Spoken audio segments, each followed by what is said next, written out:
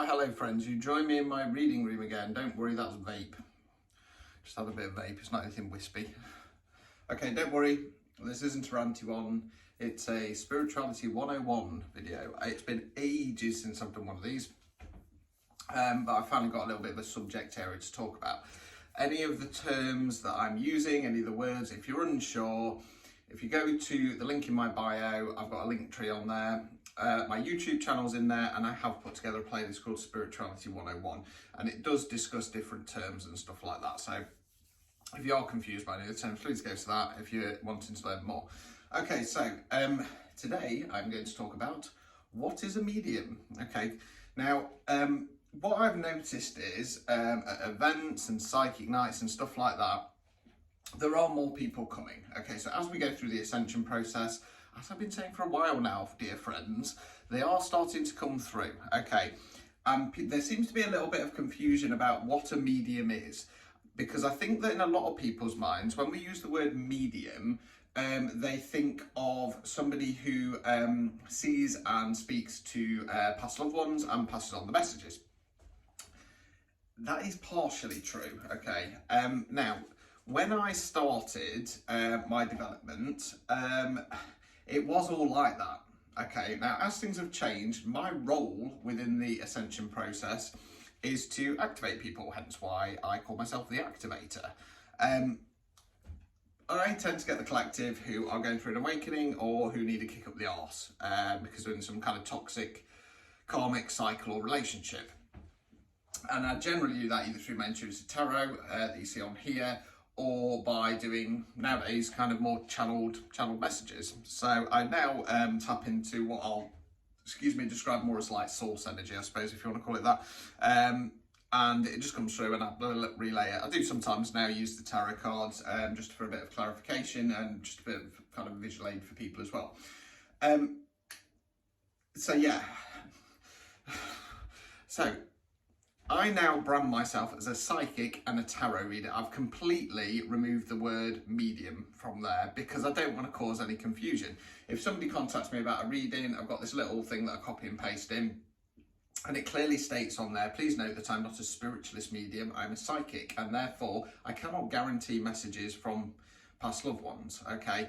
I've got it on my disclaimer, I put it everywhere I can, just so that people are aware. Now, mediums are psychics. Well, all mediums are psychics, but not all psychics are mediums. Okay, so for example, if you just do kind of standard tarot, if you were doing something like runes, if you were doing something like palmistry, the chances are you're a psychic or a diviner. You're doing divination, okay? Which is a psychic skill. You don't need to connect to spirit or source to do that, okay? If you are a medium, basically, the easiest way to describe it is that you are in the middle. You're in the middle between what we call the 3D world and the 5D world, and you're passing on messages. Now, that can come from spirits with a small s, so that's people who've passed over. It can come from spirits with a big S, so that tends to be kind of universal energies, angels, stuff like that. And we all do it in a different way. Okay, now, when my skills, if you want to call it that, were different, I used to see spirits, small s, so that I could try and my best to describe what they look like. Side note, it is extremely difficult trying to describe what somebody looks like. Give it a go. And then I'd kind of get messages in my mind because I'm claircognizant, okay? Some mediums, see people and hear them, like they're talking in their ear. Some do psychometry so that they can touch things and get energies off it and stuff like that. It's everybody's skill and gift is different. Some spiritual mediums, some psychic mediums, they connect with spirit. They might hear them in the head, but they'll also use oracle cards as a guide. I think that we need to be crystal clear that if you are a medium, you are not, just walking around seeing dead people, put it that way. Now, when I'm doing my paranormal investigations, I do tend to see them. I see them in my third eye. That is because they're stuck, okay? Or they're knocking around and stuff like that. The other thing to bear in mind is that when you go and see a medium, it's not like picking up a phone and dialing a number, okay? So you can't go to a medium and say, can you speak to my past father? I want to talk to him. It doesn't work like that, okay? It really, really doesn't work like that.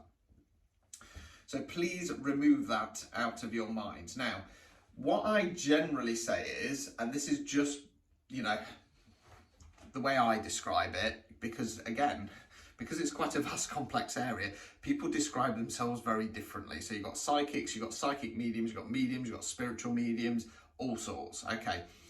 Generally speaking, I would say that a spiritual medium is somebody who connects with spirits, more or less, okay? A psychic can be anything. A psychic medium can have a bit of a mix, but that's just my definition, okay? What I would say is, okay, before you go to any kind of medium, well, first off, we always say you go to the one you're drawn to. So classic case in case for me is that I'll sometimes have people contact me and they'll go, I don't want a tarot reading, I don't want to talk to dead people, I just feel like I need to talk to you. And I'm going, bing, awakening, okay? So we generally say you go to the person that you're drawn to. So personally, I wouldn't do loads of research. I'd just go, right, who do I feel connected to? The second thing is, if you do want to do some research because you're more looking to, you know, connect with somebody who connects with past loved ones, research them. Okay, if you go into an event, generally speaking, the event organizer, if it's a bigger one, will put out who's going to be there. Okay, and the good ones will put a bit of a description. Okay, same with psychic nights, you know, who are they, what are they doing? Okay, so side note again, in regard to myself, when I do psychic nights now, moving forward, I am just doing tarot. I'm not doing psychic work, okay? Two reasons. Number one, it's changed, okay? And doing channeling and stuff like that is draining, okay? And if it's a busy night, it's easier for me to do tarot because I'm not going to get burnt out. Second off, as I say, I generally deal with people going through awakenings or toxic karmic cycles, and generally speaking, I find that tarot is better for that because you've got a better kind of aid. So for the time being, at least, that is why I'm just sticking to tarot. But yeah, there'll be descriptions of there. Okay, go to the person's website, read how they work, because any decent psychic will give you a bit of an explanation of how they work and what they do.